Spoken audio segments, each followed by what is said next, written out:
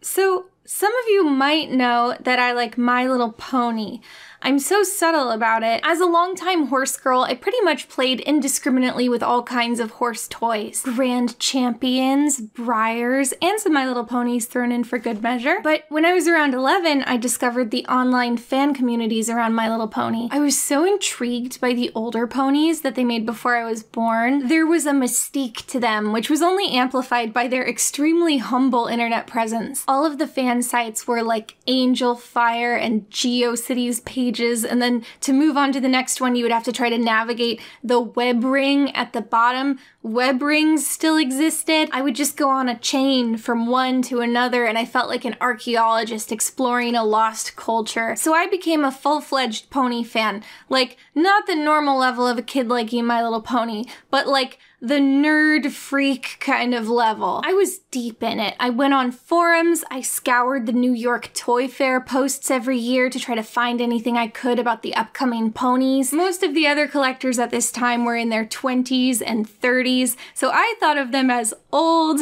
and mom-aged, depressing, but kind of apt, because the early fandom was a very cuddly place. It was very PG, very friendly, almost entirely women. Eventually, I even went to a couple real-life fan meetups accompanied by my mom because I was a minor. I know, I'm really cool. In those days, pony conventions were a single ballroom rented in a hotel or convention center. They'd have folding tables set up everywhere, and like roughly 200 attendees would quietly sell vintage ponies, maybe hold a raffle. Since those days, a very different fandom has sprung up. The Bronies, the adult male fans of My Little Pony. And in August of 2019, I attended the last BronyCon, the last one they're ever going to have, an event which was viewed by some as the death of the Brony fandom as a whole. So today I am going to dissect the entirety of the Brony fandom, its birth, life, death. I am going to make you feel like you were there. I am going to make you feel like you birthed and lived with and killed it yourself. I don't know what I mean by that. I feel like there's a lot to unpack here, so I thought I would organize this into an internet-friendly numbered list. Part 1, how did the Bronies happen? I will try to make this super abbreviated. My Little Pony, the brand, has existed for decades, but in that time, roughly every 10 years, they will reboot the series and redesign all the toys to keep it fresh. This also means rebooting the tie-in cartoons. For the 4th generation of My Little Pony, animator Lauren Faust was put in charge of the creative vision. This newest series was called My Little Pony Friendship is Magic, and it debuted on October 10th, 2010 on the Hub Network. If you haven't heard of the Hub, that's because it doesn't exist anymore. It was a joint venture between Discovery Channel and Hasbro to rebrand the Discovery Kids channel into a new programming block which heavily featured Hasbro toy line tie-in cartoons. This included Littlest Pet Shop, Pound Puppies, and My Little Pony. The launch of the network inspired an angry op-ed on the animation site Cartoon Brew titled "The End of the Creator-Driven Era in TV Animation." The writer detailed their disappointment that a creative lady like Lauren Faust had debased herself by taking on a vapid toy commercial project for little girls. This is an unfair assessment. I guess a bad take, you could call it. Lauren Faust being the creative director for the show meant that she was building the world from the ground up with her own concepts. It's true that people are tired of reboots, and it's nice to see original ideas get financial backing, but if they really have their hearts set on making a new My Little Pony cartoon, if anything, I take it as a good sign that the network is willing to shell out for an established creator with good credentials. And it's not like they forced her to take the project. She had some ideas that she wanted to make. Anyway, this article did the rounds. It mentioned several shows that were going to be on the Hub, but My Little Pony was the standout, probably because its full title is My Little Pony Friendship is Magic, which is just so painfully trite and adorable. This article went up only 9 days after My Little Pony premiered, and it drove some adult attention to the show. People wanted to see it for themselves, some looking to defend it because they were mad at the tone of the article, and others excited to roast it, I guess. But what's important here is you have a whole demographic of people who might not otherwise watch a My Little Pony cartoon who are now tuning in to see what all the fuss is about. And by people, I mean 4chan. I think a lot of people try to sweep that under the rug, that the Brony fandom came from 4chan, but like, it did. So here we have 4chaners watching My Little Pony with probably fairly low expectations. My Little Pony has fun characters and nice looking animation. It also has good fun writing, but I wouldn't say necessarily in a particularly remarkable way. There were a lot of solid cartoons airing around that time, and they had catchy songs and jokes put in for the parents to enjoy. Phineas and Ferb is a big one that comes to mind. But My Little Pony is the one that 4chan was watching, and they came in with their own expectations, and I think that really reframed the way they looked at the show. And I am not a 4chan native, but I think any millennial or Gen Zer or whatever we're gonna call the one after that can understand the concept of ironic fandom and the way that went. A group of people decided to real-time, together as an activity, watch a thing they wouldn't usually engage with. The thing isn't as bad as their rock-bottom expectations, and they unironically enjoy parts of it. So they now get to revel in how unexpected it is that they like this thing. 4chaners already seem to have this image of themselves as, I don't know, hacker, rebel, Shadow the Hedgehog boys. So to them, it's double amusing to see this unfold. Oh ho ho ho! But we're 4chan, the most cynical bad boys on the internet. We should be posting about racism or anime, but instead we're fans of ponies? How novel! How intriguing! There's an image of Twilight Sparkle making an angry face like she's going to go to battle, but instead of the text saying something angry, she threatens to love and tolerate you. This meme got passed around so much that the phrase love and tolerate became kind of a slogan for the brony fandom, and some claimed that it was the motto of the show. But they never say that in the show. At least they didn't say it in earlier seasons. The later seasons incorporated a lot of brony in-jokes and memes,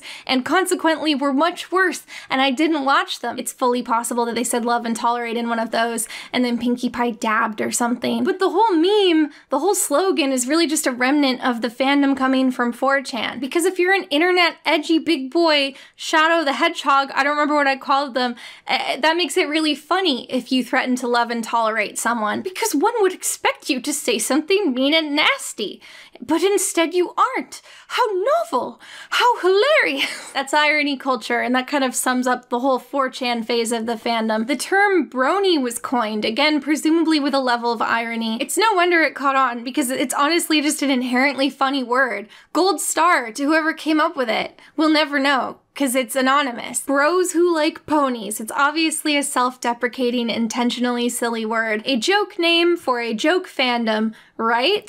So pony memes started completely taking over the board. Everybody wanted to talk ponies, they wanted to repost screenshots from the show or contribute their own art. To people who had watched the show and been in those original pony watching threads and were in on the joke, I'm sure this was all extremely funny. To everyone who wasn't, it was super annoying, and pony posting was quickly banned by the mods. Even just saying the word pony was forbidden, but there was way too much energy behind this thing, and all this energy had to go somewhere. Part 2, the growth of the fandom. A 4chan user who went by the online alias Sethisto responded to the ban by creating his own brony website called Equestria Daily. The site officially launched in January of 2011, and visually it basically looked like a WordPress blog, but whenever there was a piece of pony news, Seth would reliably post it. Most importantly, whenever a new episode dropped, Equestria Daily would round up links of where to watch it online. The Hub network didn't come with all cable packages, and the show hadn't made a deal with iTunes yet, so it was very difficult for bronies to watch the show legally, even if they wanted to pay for it. But they knew that every week, if they went to Equestria Daily, there would be a post right at the top of the website with a Daily Motion link. This really cemented the website's place in the fandom, because many fans were reliant upon it. Even if they didn't check it every day, they would at least come back once a week. So this made Equestria Daily a very effective platform for fan content. Any brony could draw fan art of a pony, or cut show footage into a music video, and then email their work into EQD. If it's chosen for a feature, you're guaranteed that hundreds, maybe thousands of eyeballs will immediately be on your work. So as you can imagine, this inspired a lot of people to start creating fan works at an incredible pace. It was totally symbiotic. People would get attention for things that they put hours into, and Equestria Daily would have never-ending content. Seth brought on more moderators, and they could post tens of times every day. And then, the more content they posted, the more often bronies would come back to check the site because they knew there would be something new to see. And more content meant more competition, it was harder to get featured, and that meant people started stepping up their game and the fan art started being higher and higher quality. Do you see how the cycle started perpetuating itself? So with this ever-increasing quality and quantity of fan content, it's no wonder that people involved in it started thinking, hey, this thing that's happening right now, this could be really big. And guess how that feels? That feels exciting. And what do you do when you're excited? You make more content and you make better content and it just keeps going. Part 3, My Little Pony, Irony Becomes Sincerity. Get it? It sounds like the title of the show, kind of. So here's where it gets real. I'm like sweating. I'm sweating with excitement because we all knew this whole thing couldn't just stay on 4chan forever. People on other sites or on the internet have obviously noticed this crazy influx of pony fan content, and it's making them curious about the show. But what's important about these new bronies is they are entering the fandom without the ironic context. They're just watching the show because they heard it's good, and they're thinking, yeah, it is good. They love it in a totally uncomplicated way. So now the overwhelming vibe in the community is just people unironically loving the show. And the fandom is even bigger and is starting to establish an identity as a community. And in all cases, fandom begets fandom. Some people become interested in fandoms in a way that's totally removed from the piece of media they're supposed to be a fan of. A lot of people just enjoy the feeling of belonging to an in-group. It's a shorthand way to make friends. And joining a fandom means inheriting references, inside jokes, even physical social events without having to do any of the usual legwork. I'm not trying to say the show didn't matter at all. I don't think this kind of fandom could have happened with just any show. I think there were parts of it that resonated. But like, why My Little Pony, right? Many shows have online fandoms, but why did this grow to this scale? Because think about it, how many fandoms can support their own dedicated, large-scale conventions? A couple of cultural juggernauts like Harry Potter or Star Trek, but for the most part, nerd franchises are lumped together. The furry fandom covers a whole genre, and Comic Cons have just become a catch-all for every kind of genre fiction there is. So what? What is it about My Little Pony? Is it just the best show ever? Of all time? No, of course not. My Little Pony, when you really examine it, is almost tailor-made to support a fandom, and you can see similarities between it and other large franchises. Firstly, the character designs. They're cute, but more importantly, they are very simple, and they're all drawn from the same template. Variations in body type aren't unheard of, but they are very uncommon. Mostly the characters are differentiated by eye shape, hairstyle, and color. So once you learn how to draw a pony, you can just draw every pony in the show. This definitely had a hand in the extremely high output rate of fan art. This template format of character creation also made it really simple to create your own original character. This reminds me of the Sonic fandom or the general furry fandom, where you'll see all these different character designs, but they're all clearly unified by a common art style. And this ties into the next point. The show has its own universe with a large cast of characters, different settings, and its own mythology. Many locations, villains, and magical concepts are mentioned only in passing. This sets the stage for a lot of fanon and speculative fan fiction, and it also makes it extremely easy for people to envision their own stories and characters existing in this world. And that kind of circles back to Harry Potter and Star Trek. People are fans of the characters and plot, but the main component is world building and having a cool atmosphere that you can project yourself into. Also, artists and vendors really love the brony fandom. As I said before, most conventions you see cover a wide swath of fandom. So imagine you're packing up your wares to go to a convention and you're going to sell t-shirts or art prints or shot glasses. What inventory are you going to prioritize? Anything you don't sell, you're out the money, but you also have to pay to ship it back home. So are you going to print out like 100 Batman shirts, 150 Lord of the Rings shirts, maybe a couple hundred Harry Potter? Brony conventions are just ponies, and the show has 6 main characters. If you want to sell something of a secondary character, that will be someone's favorite. But if you want to play it safe, you can just make hundreds of prints of each of the 6 main characters, and you're probably going to sell out your stock. I mean, you might have some Applejacks left over. This was again a kind of symbiotic phenomenon. The vendors get to turn a profit by going to these brony conventions, but for the bronies, having this huge smorgasbord of merch at every convention made the fandom feel bigger. And then non-bronies see people with brony t-shirts and hats and plush and shot glasses, and the word spreads further and the fandom gets bigger. It just keeps going. Part 4. So, is it a weird sex thing? Why, yes. I'm just kidding. Kind of. It's undeniable that many people are attracted to these ponies. It's not just like there's dirty fan art out there if you look for it. It's like if you look up My Little Pony at all, you will find dirty fan art, even if you try to avoid it. I'd imagine that initially a lot of the saucier pony fan art was done ironically and posted like, LOL, I'm going to hell. Yeah, I went there. Deal with it. Whoa. And then people would pass it around like, LOL, we're so depraved. Look at us. We're going in the sin dumpster, or however fandoms talk. In the early days of the fandom, openly admitting that you were attracted to the ponies was actually pretty taboo.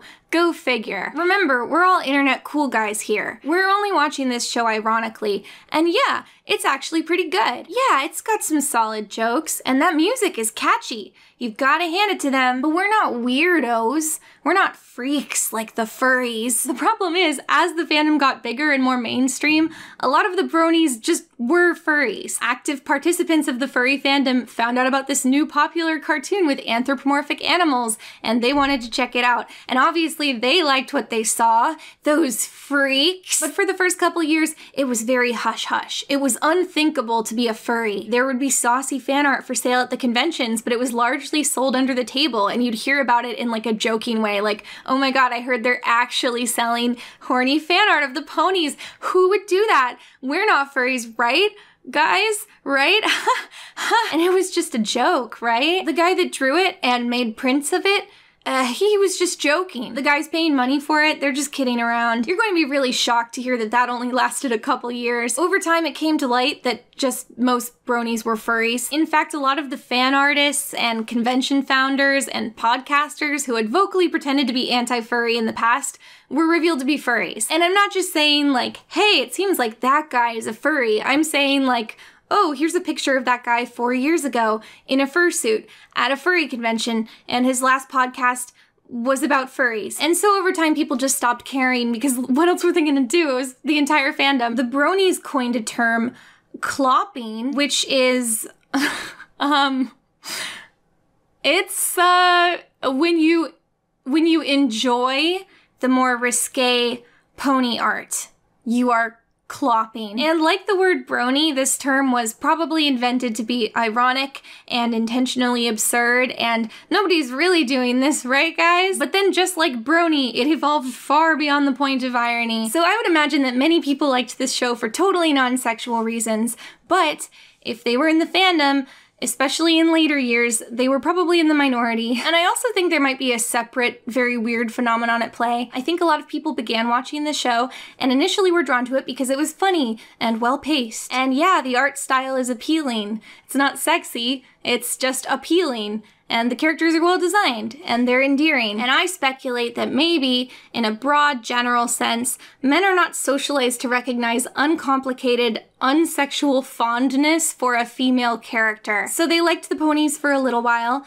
and then their brains started going, but can I have sex with it? And if there are people in the fandom who are already furries and are already making this kind of content, that's just gonna push you right over the edge. Let me make a chart of how I think it all shakes out. Like, maybe 30% of bronies are not attracted to the ponies at all, and honestly that feels like a generous number. Another 30% I would say were not furries when they entered the fandom, but then MLP made them furries. They were furry radicalized, I guess. And then the remaining 40% were just furries all along. I guess it's mostly harmless, and I don't care that much. I mean, these ponies don't exist, and nothing that resembles them exists. None of these guys are attracted to real horses because real horses don't have big anime eyes. The ponies are anthropomorphized to the point where they barely resemble horses at all. All the nightmarish characteristics of a real horse have been totally scrubbed clean. The hard, skull-crushing hooves have been replaced with these squishy stumps that pick things up like hands. The long, protruding snouts have been smooshed down to look more like a cat head. It's like when I see furries that think this is attractive, I don't think they're attracted to real wolves. So, you know, no animals were harmed, etc. I still get to think it's weird and kink shame them though. Oh, you can also draw judgmental conclusions about people's personalities based upon which of the main 6 ponies they have a crush on. It's like Hogwarts houses, but weirder. Part 5, the birth of BronyCon. So we know the why, now let's look at the how. The stage is set, the My Little Pony fandom exists, and with the online fandom growing larger and larger, people started eventually setting up their own in-person local brony meetups. If you lived near any major city, there was probably a brony meetup group. The NYC chapter started calling themselves BronyCon, with the NYC in the middle capitalized, get it? Their first meetup consisted of 30 people. Through 2011, the group continued to meet under the name BronyCon, and over time they started to secure some of the actual show staff to show up to the meetups and do autographs and such. You have to understand that while the first season of My Little Pony was airing, the people working on the show had no idea that this fandom was becoming the thing that it was. MLP was a kids cartoon on a new programming block on a channel that most people had not heard of. There was practically no behind the scenes content, and most of the people working on the show didn't have a social media presence either. This added a certain mystique to the whole production and just put the bronies into more of a frenzy to try to get close to the people responsible. So when a BronyCon meetup in January of 2012 announced that they would be hosting 3 of the voice actors and the director of the show, it quickly outgrew its space. Hundreds of bronies lined up for hours in the halls outside the meeting room, so the organizers decided maybe it was time to start an actual convention in an actual convention center. So they did. They dropped the capitalized NYC in the name, became just BronyCon, and moved to Baltimore to become a full-fledged convention. So what I'm saying is that BronyCon in June of 2012 was essentially the first BronyCon. It was the first actual con, but I knew if I didn't say any of that other stuff, all these bronies would be in the comments like, actually, that wasn't the first BronyCon, and they would call me a fake fan of BronyCon. Anyway, first real BronyCon of 2012 was a smash success. It was on a lot of the local news stations. The showrunner, Lauren Faust, showed up, the majority of the voice cast, and over 4,000 attendees. So that's it. The era of the Brony convention had officially begun. And after BronyCon, there were imitators. Boy, were there imitators. There were a couple of large ones, and then just 1,000 small ones. It's like when you hear about that economic thing of like the bubble, like the housing bubble. This was the BronyCon bubble. Part 6. Horse famous. I talked a little bit about the frenzy around the show staff, but I don't think I even painted a graphic enough picture. This fandom interest didn't just extend to the showrunner and the voice talent. It was everybody. If you worked on the show in any capacity, and I mean any capacity, you were a celebrity in the Brony fandom. I find this really heartwarming, to be honest. A lot of love goes into making children's animation, but these jobs are usually very thankless. But not in the Brony fandom. You voiced one supporting character in one episode, well guess what? That's 100 Bronies' favorite character, and they want you to sign the plush they commissioned of it. You're one of 12 staff writers or a storyboarder? Well, the Bronies all know you by name, and they want to put you on a panel. When I worked for Screen Junkies, they knew I liked MLP, so they surprised me by sending me to the premiere of the My Little Pony movie. And I don't think they used this footage, but on the drive over, the producer was like, so you know enough about this show, right? Like, do you know the names of anyone that's gonna be there? And I was like, well, yes. Yes, of course. Andrea Libman is Fluttershy and Pinkie Pie. Ashley Ball is Applejack as well as Rainbow Dash. Tara Strong is Twilight Sparkle. Kathy Westluck, my favorite, is Spike the Dragon. And they were like surprised. And it's like, you guys, you don't understand. You don't know how deep this thing goes. After the success of BronyCon, lots of other cons started springing up all over the world. Many of them smaller in scale, but some of them just as big as BronyCon. And this Brony obsession with everyone from the show really helped because they had a really large pool of talent to try to invite to all the smaller cons. But they weren't even limited to just show staff. With all the fan art being churned out every day, there were loads of bronies who were famous among bronies just for being bronies. There were celebrity fan artists, fan podcasters, fan animators, voice actors, but at the very top of the pyramid, you had the Brony musicians. The Brony fan music scene started off with primarily remixes of songs from the show, usually remixed to be dubstep or something. But before long, Bronies also started posting their own original music inspired by the show. Again, mostly dubstep. Brony music was hugely popular. Even when the fandom was young, a popular Brony song could get hundreds of thousands of views on YouTube, and a little bit later that would jump up into the millions. So with numbers this big, the Brony musicians were celebrities in their own right. They were superstars at cons. They'd get swarmed by Brony fans asking for autographs, do meet and greets, and they'd even perform full-scale live concerts in the evenings. This phenomenon got its own ironic label. If you were a Brony, famous in the Brony fandom, you were horse famous. Horse fame was extremely funny to me because obviously it spawned some disproportionately huge egos. Featured convention guests would like wear their sunglasses inside. They'd get hustled over to the green room by security. They'd hide away in the green rooms backstage and complain about how difficult it is to be swarmed by your fans. It was absurd because all these people were completely unfamous for the other 360 days out of the year. I'm not talking about everyone. A lot of horse famous people were just like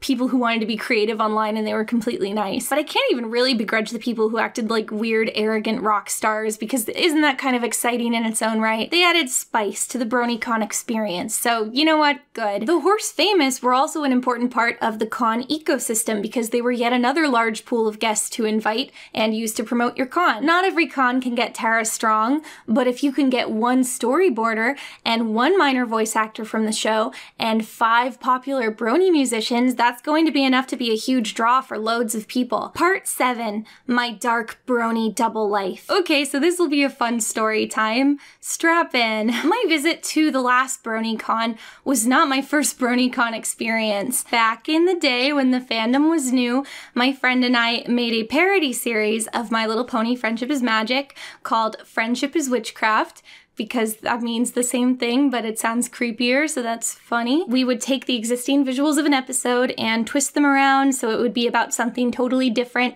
and shots would be rearranged, there would be new animation, a totally new audio track, obviously, original songs, cool stuff like that. We wrote the scripts together, and I did the voices of most of the ponies. I'll put like a compilation. It's just that nobody ever stands up to Twilight Sparkle. That gives what we've done a lot less moral ambiguity. My own special mission. Will I learn about magic and friendship? I'll cook up a solution with the knowledge I've accrued. They say a kitchen time saves 9, but I'm just saving 2. What? But you just sold that to me for like 10 bucks. Whoa!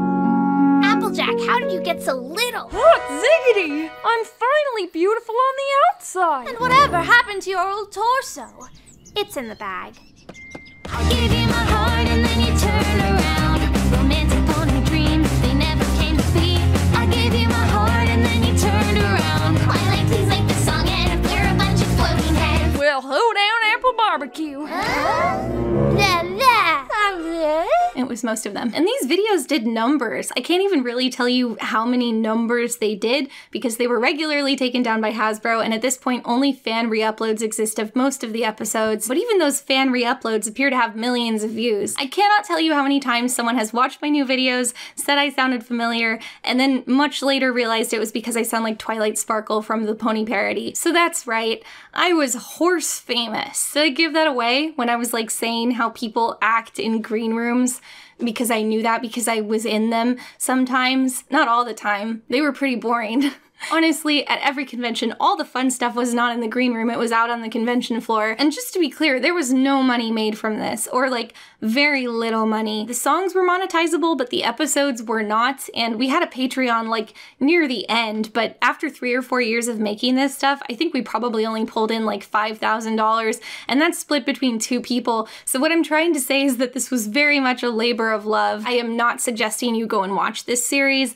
I don't think it holds up. There are individual jokes that I like, but mostly I find it really cringy to try to look at now. But if you are determined to watch an episode, watch the wedding episode, it's the best one. But worst of all, we had this whole meta joke where we put in a bunch of references to the Hunchback of Notre Dame. We snuck entire Hunchback song lyrics into the songs, quotes from the dialogue, and one of the ponies was literally Frollo. I think our original reasoning was that there is a breed of horse called And the Hunchback of Notre Dame is all about social tensions with, so we had a character who was supposed to be like the Esmeralda character, and it was like really present through the whole series and like a big part of the character's arc. It was in 2 of the best known songs and even in the title of one of them. I don't know, if you haven't figured it out, the reason I'm not saying the word in question is that This word is actually considered a slur to the Romani population. We kind of thought it was a neutral word, and it turns out it's not. Also, I don't think this has caught on in North America yet, but apparently there's a movement to rename this breed of horse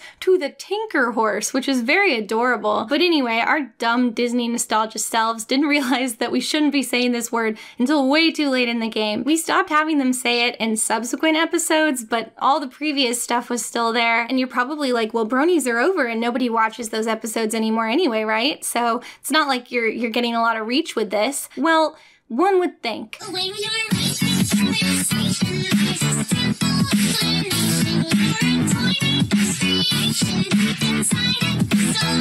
It turns out that a lot of the Friendship is Witchcraft songs have had some recent viral success on TikTok because they're upbeat character voices singing about dark things, which you can like emote to. And that's exactly what TikTok loves. So now there are loads of teenagers who have never seen Friendship is Witchcraft merrily dancing and lip syncing along to these songs that have slurs in them. And that's my legacy. Isn't it wonderful? I mean, it's not the TikTokers' fault. They didn't make the songs. And it seems like there's also a lot of TikToks of people like doing discourse about why they shouldn't be doing TikToks about the songs while dancing to the songs. TikTok has a lot of layers. It's very interesting. Anyway, that was a tangent. My point is that Friendship is Witchcraft was popular and we got invited to a lot of cons. It was wild. There were so many bronies that you'd be doing a panel for like a Comic-Con sized room, like thousands of people. I even had an impersonator at one convention. Most people didn't know what I looked like because I did voiceover. We know that I do the voicing, right? Yes, I know. I do the voices for Friendship is Witchcraft. My name is Ellie Mint, and I do the voices for Friendship is Witchcraft.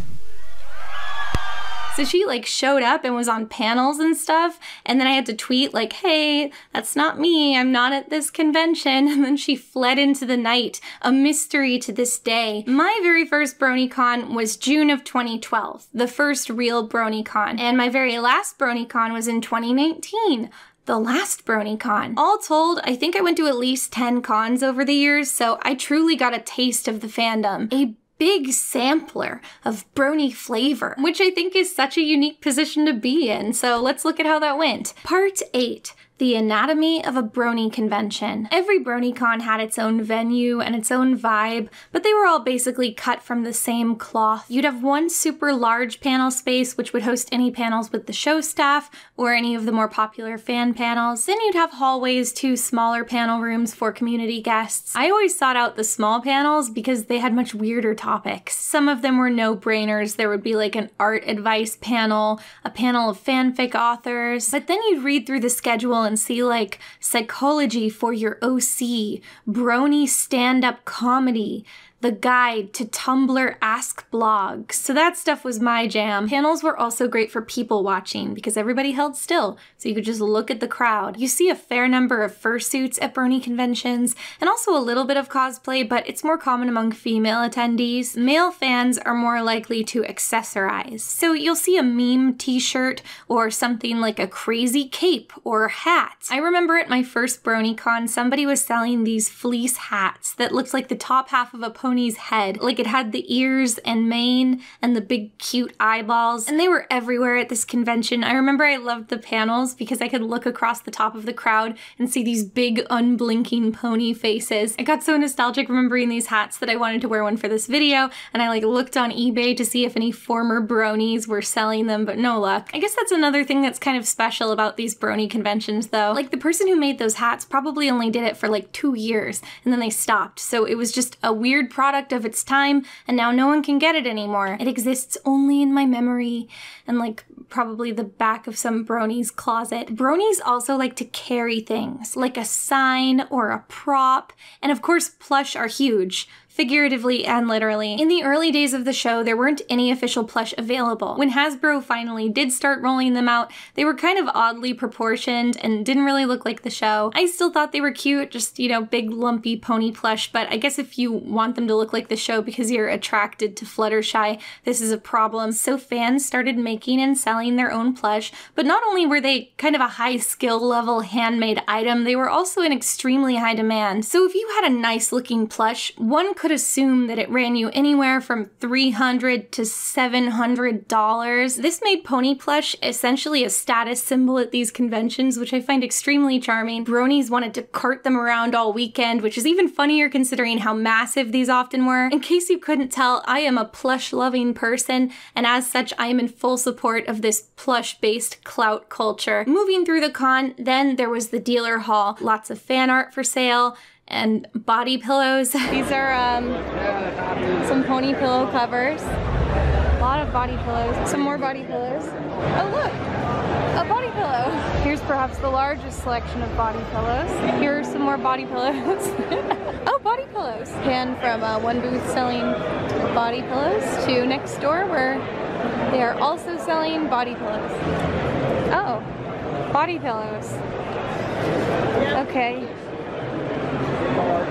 Oh, more body pillows. Oh, look! Body pillows. Oh, over there? Body pillows and body pillows. Let's get some body pillows. They're gonna run out of body pillows before I can get one. But there were also some rare treasures to discover. Probably the most popular Brony fanfic of all time was the Fallout Equestria series. It was exactly what it sounds like. It was original pony characters having adventures in the world of Fallout, the video game. I don't know how necessary it even was that they be ponies for this story to be told. I never attempted to read it, but it had its own huge following. In the early days of the fandom, you would commonly see bronies at cons with their hardcover copies of Fallout Equestria, but the fanfic was really long and then it had spin-offs, so these things were the size of encyclopedias and spread across multiple volumes. Fans dropped hundreds of dollars to complete this set of books. I guess maybe this physical fanfic practice caught on because at BronyCon 2019 there was a whole table dedicated to a brony vanity press with a big display of brony books, including a book that was like a brony send-up of a choose your own adventure book. I was so upset that it sold out before I happened upon this booth. I really wanted it. One thing I did score was this. This is a factory-made, mass-produced, unlicensed plush of a character from Fallout Equestria, because how could I not, right? I want to say this is the strangest thing I own, but let's be real, it's not even the strangest thing that's in frame right now. You can look around these vendor halls and find pony soaps, pony candles, pony jewelry. You also tend to see booths set up of bronies advertising their own upcoming brony conventions. This was even the case at the last BronyCon because a lot of the smaller cons are still trying to hang in there. I would have been a little surprised if any BronyCons made it much past 2020, but I'm pretty sure the coronavirus pandemic is going to be a much more definitive end for a lot of these. Beyond the con booths, there are other booths that are just taken over by bronies who want to show people a cool thing they made. Some people promote their Tumblr blogs or YouTube videos. I saw this cool booth where these guys had built an actual functioning Sweetie Belle robot. Oh! Sweetie Bot! Oh my god! Which is a reference to a joke from Friendship is Witchcraft where Sweetie Belle is a robot and kind of became a meme in the fandom. So this booth was just to demo their cool robot for everybody and explain how it worked. One unique fixture of the Brony convention is the aforementioned Brony musician rock concert.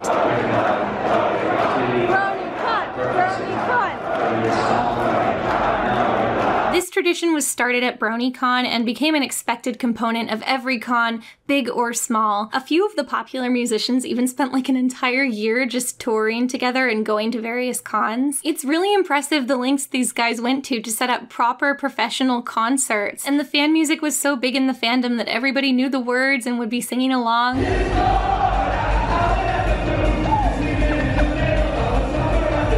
It would be so surreal to be at what superficially looks like any rock concert until you look to your left and somebody has sent their 3-foot Pinkie Pie plush crowd surfing past you. Another cute thing about BronyCons is that everything became a meme at like light speed, so it's really common to be at day 2 of a convention and start seeing cosplays and fan art and signs making memes out of things that happened earlier at that same convention. BronyCon 2012 had a light fixture explode in the ceiling and set off a fire alarm. The overhead lights, one of the light fixtures has caught fire. Please exit the emergency exit, every pony. Everything was fine, but they had to clear the building until the fire department could check it out, and by the time everyone filed back in afterward, there were literally dealers in the vendor hall tacking up fan art of the BronyCon fire. Another con held their Brony rock concert in a ballroom on the second floor of a hotel, and so many bronies were jumping in time to the music that hotel management was afraid the floor would cave in. For your own safety, for the safety of the equipment, and for the safety of the musicians performing tonight,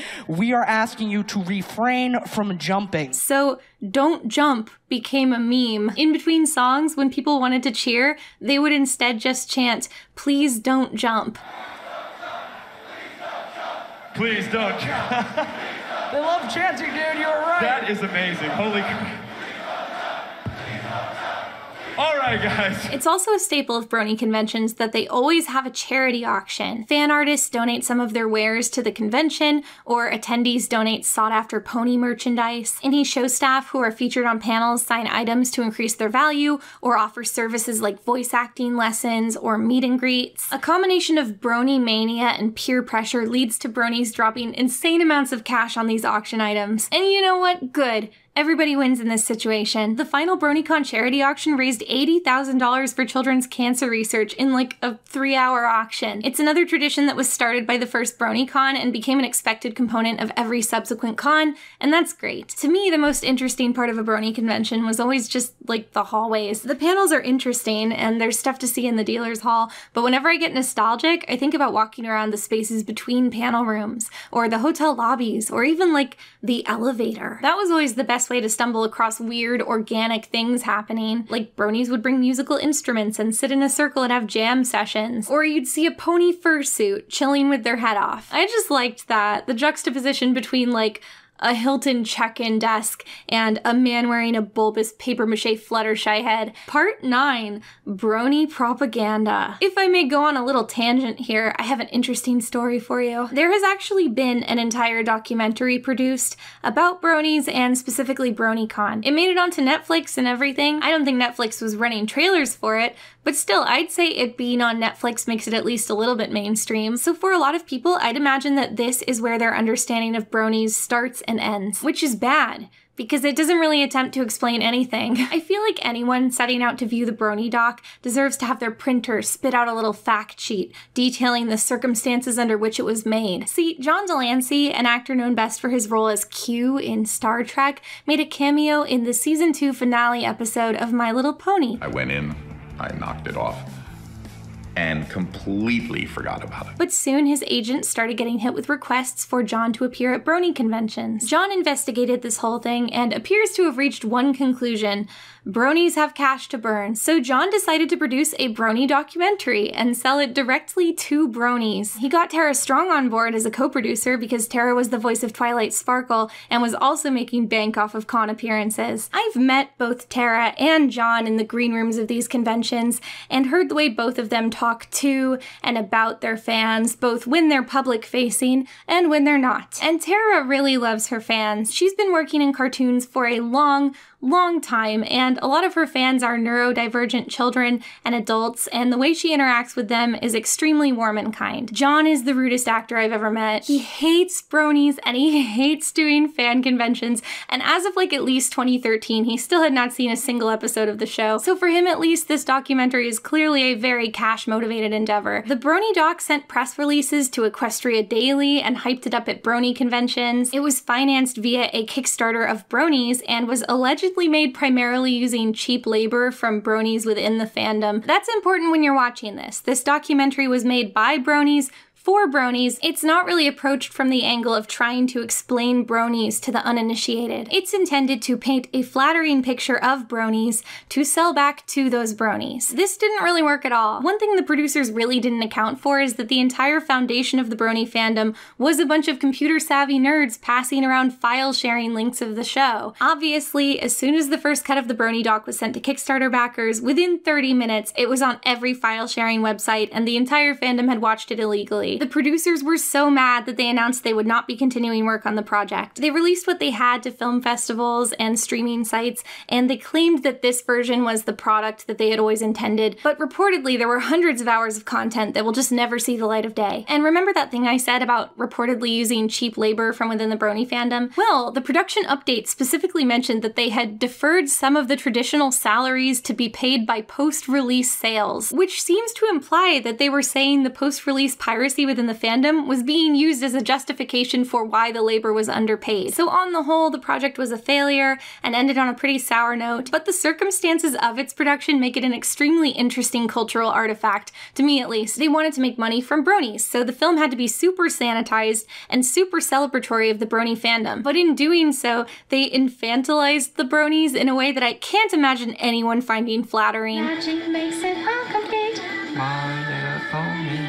To know you are my very best friend. The documentary obviously can't talk about 4chan or the sex stuff or anything that would warrant critical examination. So then how do you explain bronies in your big brony documentary? So what they settled on is bronies are a bunch of neurodivergent men who are so stupid that they need a show for 4-year-olds to teach them genuine lessons about friendship. And that's beautiful, isn't it? I'm not going to claim that there aren't tons of bronies on the autism spectrum, but what a weird and reductive way to examine that. I don't think people with Asperger's like the show because they're mentally toddlers who need to watch a pink pony bake cakes to learn about the world, and I'm shocked that they found a psychologist willing to sit down on camera and imply that. It's also served a guidance function because cartoons are little parables, and we have begun to call this the WWPD factor. What would a pony do? You know, maybe they just like the show. There's so much to unpack. I watched this film and I can't help but assume that it would be completely incomprehensible to a non-brony. They commissioned a popular fan animator to do these little musical interludes where John Delancey sings about bronies. From the music to the stories and the artwork and the clapping. Oh dear. And these segments are almost entirely in-jokes for bronies. While counting down the days from season 1 to season 2, the musicians wrote funky little songs like Pinky's Brew. Like, how is this going to play to a festival crowd? What in the world is Pinky's Brew? You gonna explain that one? Oh, how silly of me. It's a song from Friendship is Witchcraft that I sang. Anyway, I would say don't watch this if you want to learn anything, but do watch this if you're intrigued by the idea of watching cynical brony propaganda, which, like, why wouldn't you be? I have watched all the episodes of My Little Pony, in part because when I'm interacting with the bronies, I like to know what they mean by terms like 20% cooler. Part 10, the dark side of bronies. So, what was the brony propaganda trying to hide? Brony conventions are largely jovial, accepting spaces, are they not? The media discourse around bronies is always awful, because it's always just like, isn't it weird that men like a thing that's pink? They come out and film brony conventions, and it's like men are wearing weird homemade costumes and carrying stuffed animals and singing songs, and it's like, wow, that's weird, right? And yeah, it's weird. It's pretty funny, but it's not like worthy of scorn. It's just people having a good time. It's pretty cringy, but so are most fun things. If a bunch of adult men want to dance in a kick line to My Little Pony music,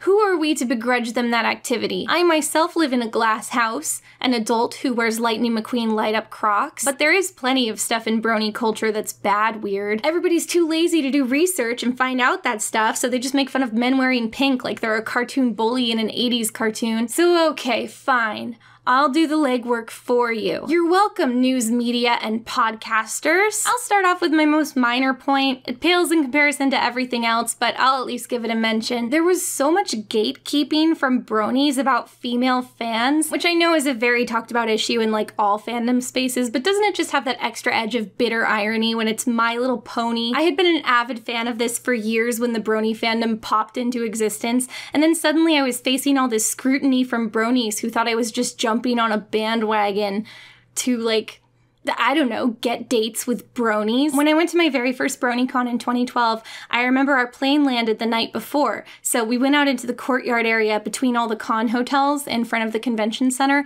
because all these bronies were congregating and like talking to each other and stuff. And there was a group of bronies standing around talking, and one guy was holding a very large, expensive looking custom plush pony. It was obviously an original character, so I said, "Wow, that's a really nice plush.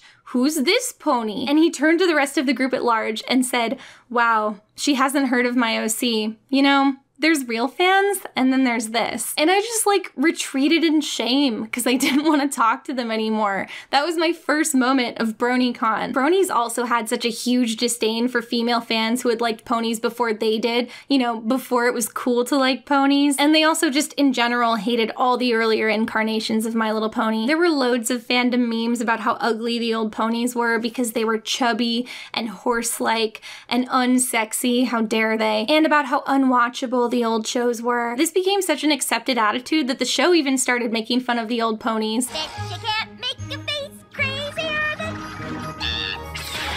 And yeah, those eras of My Little Pony were definitely less palatable to adult men, but I don't think that was the audience they were trying to court. The Brony Doc did it too in their little song. Just said it like it was fact, that the old My Little Pony cartoons were trash. Let me first sum up the previous of Pony generations. Generation 1 appeared on TV in the 80s. It was made to sell toys. Plots were hardly very weighty. And Generation 2, I do not mean to grouse and gripe, but these characters fell right into the girly stereotypes. What do they mean, girly stereotypes? I mean, for all the things you could say about My Little Pony Tales, I don't think that's one of them. One of them is an environmentalist. One is a roller skater. One wants to be a teacher. One wants to be a circus clown. I didn't know these were the girly stereotypes. Into the volcano, little pony!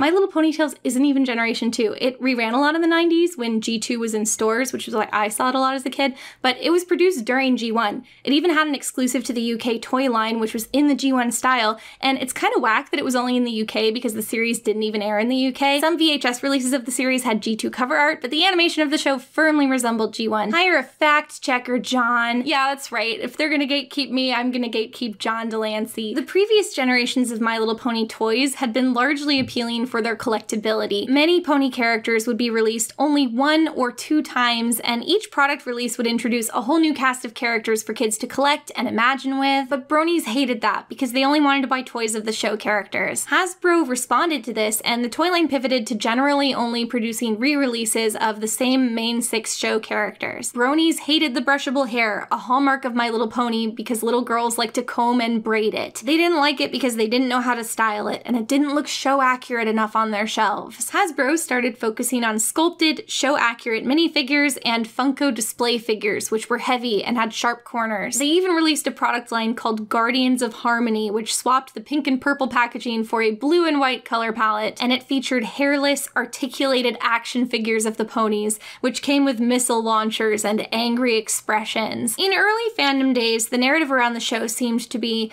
give the show a chance. I know it's for kids, but it's actually really good. They're really putting effort into it, and there are some background gags for parents and other adults to enjoy. The longer the fandom went on, the narrative became, give the show a chance.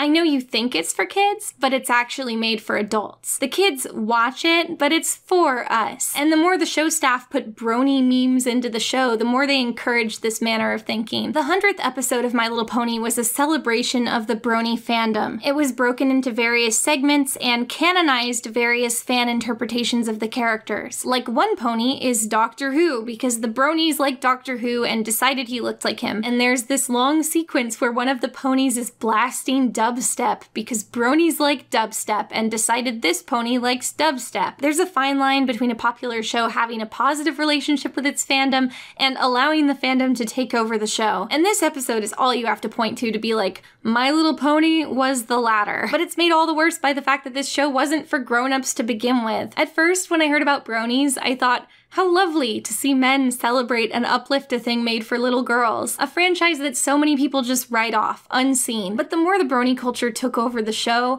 the less I saw it as celebrating what it was, and the more I saw it as taking it away. The fans, now it kind of belongs to them now. Anyway, we've got some bigger fish to fry here. I feel the need to mention homophobia within the brony fandom. A lot of bronies' biggest fear was being perceived as gay for liking My Little Pony. Obviously, it's narrow-minded to assume that anyone who likes traditionally girly media is gay. It would be super unfair for people to assume that. But somebody really needs to explain to bronies that gay is not the absolute worst thing a person can be. Swagberg, not a clever pony on the track though. Who's that saying Frost ever made a whack show? A peeping MOP make you Harvey to the lactose. But I can't front as if we ever gonna lack those. Even as bronies were being extremely vocal about loving and tolerating everyone, being and accepting fandom, they're the first in line to be like, no, well, we're not gay, though.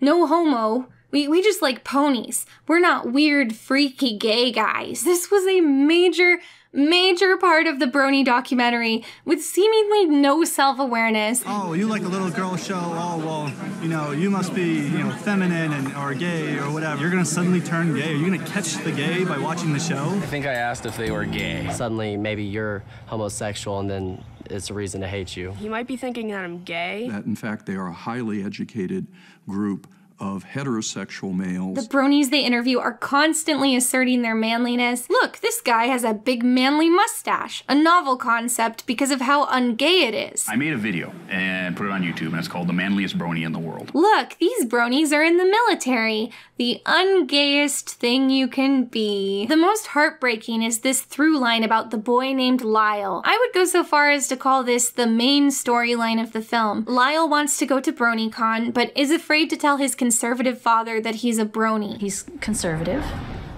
I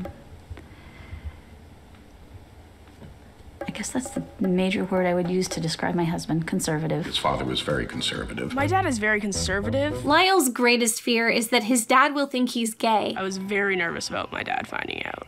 He might be thinking that I'm gay. And the implication of this is that his dad will be angry or think less of him or generally be unsupportive if Lyle is gay. The documentary follows Lyle and his family as they visit BronyCon. John Delancey welcomes Lyle's dad in the lobby before they go in a scene that seems to say, don't worry, I'm a figurehead for these bronies and I'm a cool adult man who dresses well and is not gay at all. The producers pair him off to talk with another dad who's there with his brony son. And this dad seems like a lovely guy. He seems to think little of it that his son is a brony. My son has always never been one who follows the crowd. You know, that's one thing I always like about him. He's an individual, which is sometimes hard for him. And then, in the most tragic moment of all, this cool dad says, we should feel flattered that our sons trust us enough to tell us they like this show and not fear judgment from us. The fact that my son came to me and he confided in me and felt that he was comfortable to say that, I think that's a good thing. And I think you should take that as a good thing that your son has that relationship where he took a chance. And Lyle's dad says, well, Lyle didn't tell me. I found out through my wife. My son was hesitant to mention it to me himself. And the scene just ends there, which initially to me that seemed like a great end to the scene. In a fictional film, one would assume that Lyle's father would internalize that conversation. You would imagine this scene leaves the Lyle's dad character adrift, thinking on the ways in which he has failed as a dad. I may watch the show when I get home. Instead, that is the end of their story. I have great sympathy for Lyle's father because his 16-year-old boy wants to watch a cartoon for little girls. It really felt like we needed a final scene of like Lyle having a heart-to-heart with his dad or something, but we don't get that. Maybe it was in the hundreds of hours of footage that were cut because everyone pirated the movie. We are later told in mid-credits text that Lyle has been sent to boarding school. This is framed as a positive because it says he told all his roommates that he's a brony. But like, we never saw him resolve his storyline, and the idea of boarding school has never been mentioned in the narrative. And I know boarding school is considered a mark of privilege in many countries, but if you're not American, I should explain that here, in films and such, boarding school is usually framed as uncommon and a threat or punishment for disobedient kids. Like, if you don't straighten out, I'll send you away. The villain in The Parent Trap threatens it. First change I make in that household, off she goes to a boarding school in Switzerland. So to a viewer who has received no resolution and has not been primed on the idea of boarding school at all, the text seems to imply that Lyle's father sent him away in shame. That's probably not what happened. Many kids love boarding school. It makes them feel like a boy wizard. I've never met Lyle or his family. I've only seen the brief part of their life this documentary showed me, but I'm just trying to point out the ways in which this documentary really fails its audience. As a woman, do you feel like you're in the minority here? I feel like I'm in the minority, but I also don't feel like it's like where most minorities kind of feel suppressed. It's like, oh, there's less of us, but it's not a bad thing. So there's scoping any guys out?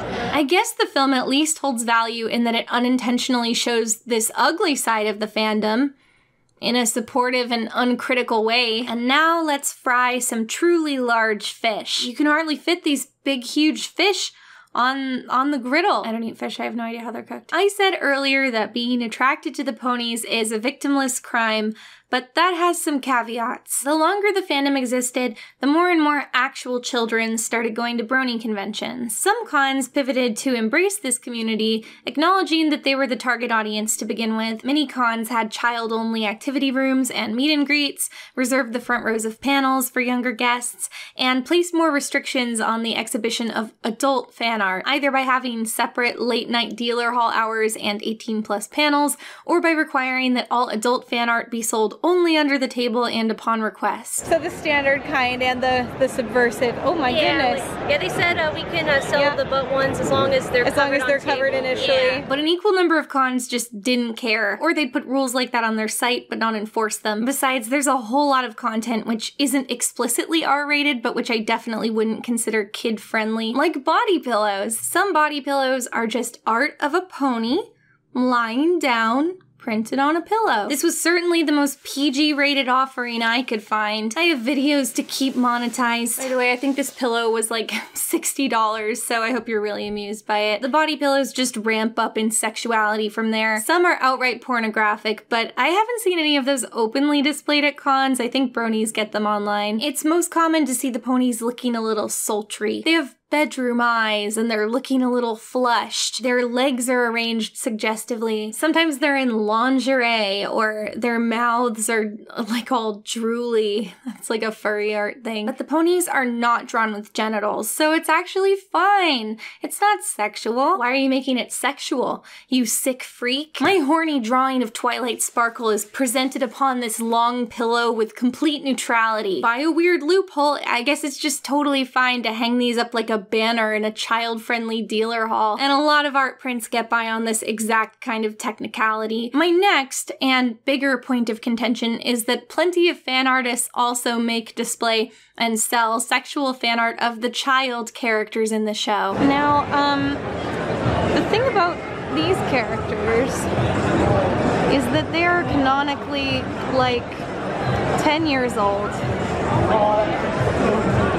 Oh, he liked it. And like, I just don't think there's any way to justify that as not being creepy. You're not selecting the child characters for your fantasies because of their personalities. We all know Apple Bloom is just underage Applejack. This is so weird, but I feel like this is the part of my video I'm going to be roasted for above everything else. Angry artists on Twitter are going to mock me for my pearl-clutching stance of hanging up sexual art of fictional children for real children to see is bad, maybe. I'm so sorry, furry Twitter. You're going to have to cancel me and take me to jail for my bad take. Just put me in handcuffs, but try not to do it in a kinky way. It just really gets my goat when people make this kind of content and then try to act all coy and stupid about it. They like put on a little charade like we're LARPing in a universe where this is normal. Like, what? That? Sexual?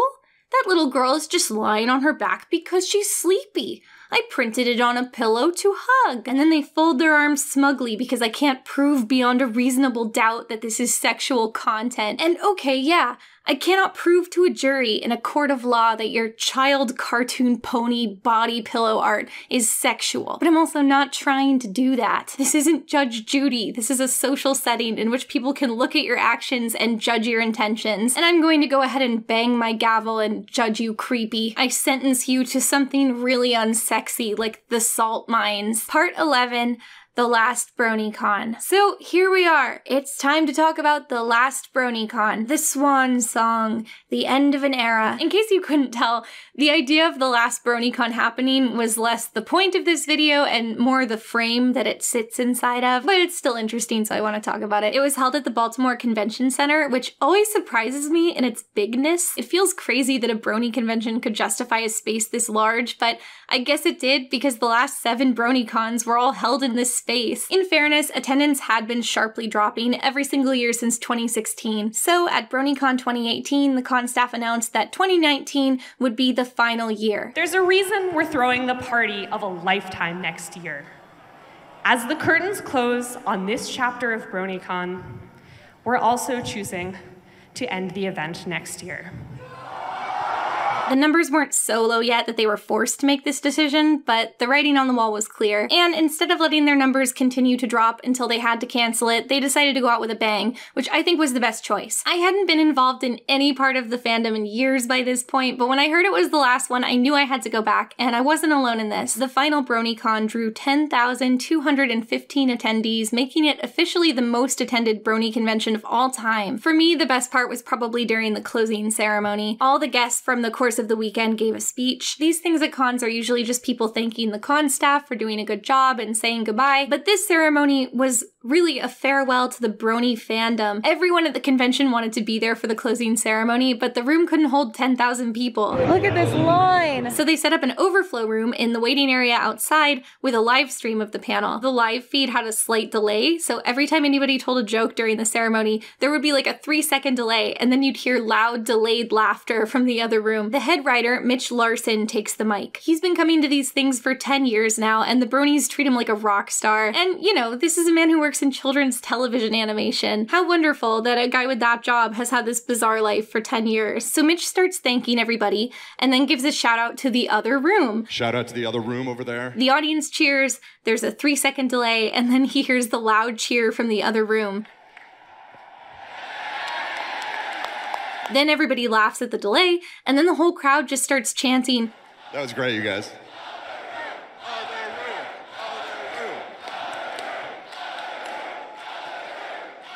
And Mitch is like, I love that. I love when you guys do that stuff. And that's when he starts to get emotional. I love that stuff. When you guys do that stuff. And I get why that made him emotional, because that's what I'll always remember about Brony conventions. Everyone's energy was always running so high at these things. Man, look at whatever's happening here. Anything even remotely funny would make the whole crowd lose it.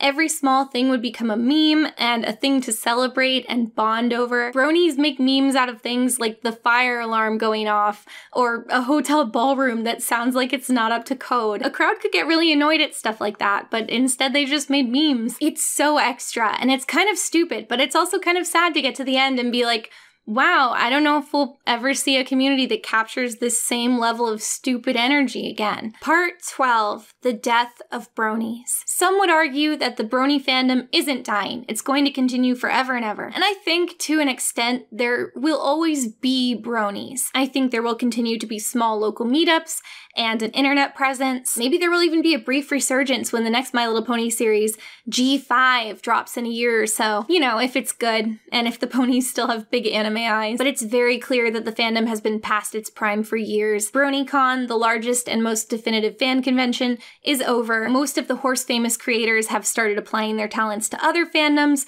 or original projects, or have vanished from the internet entirely. My Little Pony Friendship is Magic, the actual show, continued its run long into the decline of the Brony fandom, but it aired its final episode in October of 2019, 9 years after it started. It's an impressively long run for any kids show, most of which only produce like 2.5 seasons and then just rerun those forever. The con bubble, which had existed for years, has popped, with many small conventions being cancelled, some hastily after they failed to secure funding. I had certainly stopped going to fan conventions before this point. I didn't even try to keep up with the show, and that's coming from someone who's seen every episode of My Little Pony and Friends and My Little Pony Tales, except for the Quest of the Princess Ponies. I could never really find that on DVD. But when I returned for the last BronyCon, what I experienced was a gentler, kinder, more celebratory kind of Brony fandom than I'd ever seen before. The online Brony fandom has reportedly been overrun by racists, with none of the admins of the popular sites willing or inclined to make any effort to moderate any of this. But the online Brony fandom is also over. If you go to the biggest fan art site, Derpy Boo-Roo,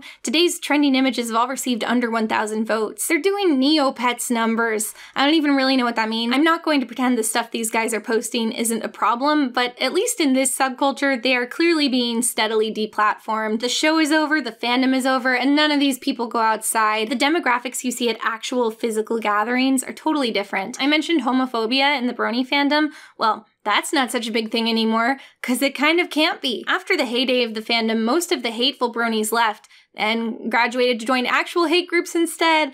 Hooray! In their absence, the Brony fandom was swallowed up, vored, if you will, by the loving embrace of the furry fandom. Maybe not all remaining bronies are furries, but they are existing in close proximity to a lot of furries. Let me bring back my chart from earlier and correct it to reflect modern brony demographics. Anyone familiar with the furry fandom could probably tell you that furries are overwhelmingly, boldly, unapologetically gay. And by the end of the fandom, it was the gay furries who were organizing all the good conventions using their years of FurryCon experience. The straight bronies were outnumbered, and if they wanted to keep participating in the fandom, they would just have to accept that. The furries are very used to being sort of a cultural punching bag, so they're consequently an aggressively accepting community. If someone is LGBT, or neurodivergent, or part of a minority group, or disabled, or for any reason an outcast in any other community, they'll probably feel quite comfortable among the furries. And remember what I said about the bronies hating the previous generations? There were a lot more women at this con selling their early generation ponies,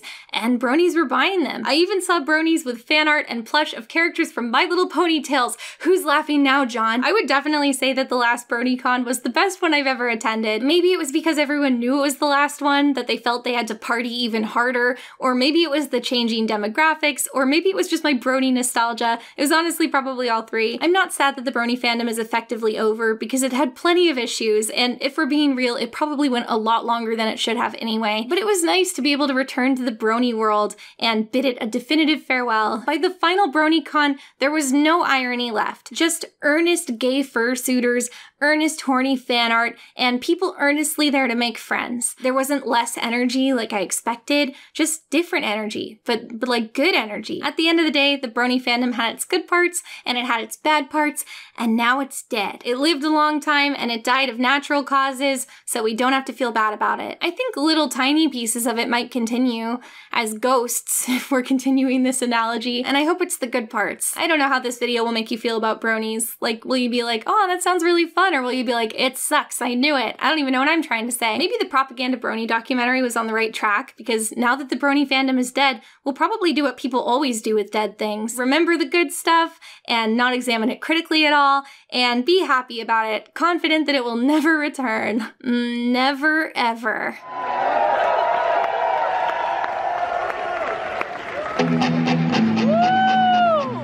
We're gonna leave you with one last song to close out the evening. BronyCon, we're saying so long. BronyCon, we're saying so long. BronyCon, we're saying so long. BronyCon, we're saying so long. Back in 2011, the con begun. The con begun. Way up in New York, we all had some fun. Had some fun. Then in 2012, we hit up Secaucus. Secaucus. There was a fire. You could say that year was lit. Year was lit. And the fandom kept expanding, and eventually we've been partying in Baltimore since 2013. BronyCon, we're saying so long. You've been fun, and it's time to move on. You were going strong, we will miss you when you're gone. Memories so fond, we'll remember BronyCon. BronyCon, we're saying so long. BronyCon, we're saying so long. Ponies from the special. It just came out like a week ago. She's already on a body pony. It's quick. It's quick. They work fast.